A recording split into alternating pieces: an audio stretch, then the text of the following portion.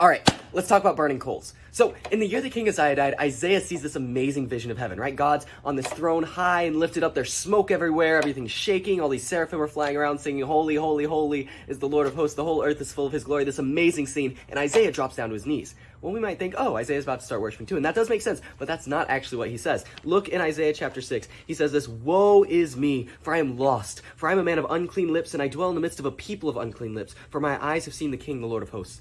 And so Isaiah, coming face to face with the holiness of God, he's like, oh, I am not good enough. But look at what happens, right? Because the story doesn't end there.